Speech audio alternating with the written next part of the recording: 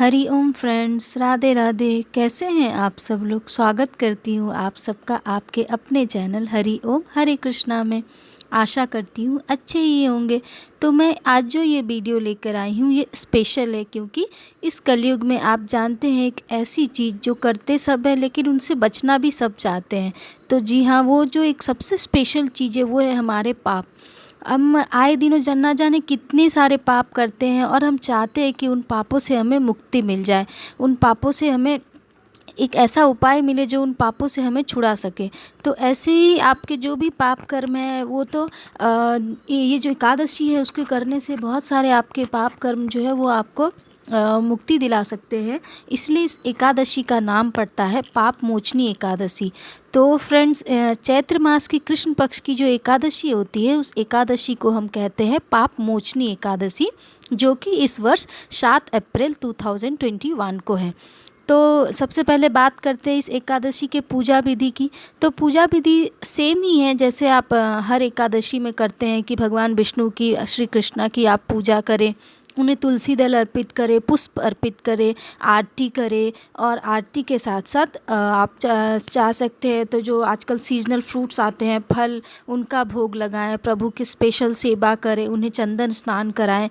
तो ये सब करा के आप प्रभु को प्रसन्न कर सकते हैं। तो चलिए अब बात करते हैं, अगर हम एकादशी पाप मोचनी एकादशी व्रत की कथा की, तो इस व्रत की कथा इस प्रकार है। जब एक बार मानदाता जी ने लोमस जी से पूछा था कि भगवान मुझे चैत्र मास के कृष्ण पक्ष की एकादशी का महात्म्य बताइए, तो लोमस जी ने बताते हुए कहा कि एक बार जो है एक ऋषि थे, उनका नाम था मेधावी। उन्हें एक अप्सरा, मंजू घोषा नाम की अप्सरा, मोहित करने के लिए वहीं पे जहाँ पे ऋषि तपस्या कर रहे थे वो वहाँ पे वीणा बजाने लगी। तो इस वीणा से जब उन्होंने मानधाता ने अपनी आंखें खोली तो उनकी नज़र अप्सरा के ऊपर पड़ी। तो वो काम वेश में आकर के उन लोगों ने विहार करना आरंभ किया। ऐसे विहार करते करते उनके काफ़ी लंबे समय बीत जाने के बाद जब मंजू घोषा अप्सरा ने कहा कि हे ऋषि, मुझे आज्ञा दीजिए कि अब मैं देवलोक वापस जा पाऊँ, तो ऋषि मेधावी ने कहा कि तुम ठहरो, अगले शाम तक आने तक तुम मेरे पास रहो। तो ऐसा कहते ही तो मंजू घोषा अप्सरा ने उत्तर दिया कि प्रभु, आप जानते नहीं हैं कि इस तरह कहते कहते अगली कितनी संध्याएं जा चुकी है। जब ऐसा उस अप्सरा ने कहा तो मानधाता जी के ध्यान में आया कि सचमुच कितना मतलब समय व्यतीत हो गया है। तो इस तरह से अनुमान लगा तो उनके 57 वर्ष जो है वो बिहार में ही निकल चुके थे।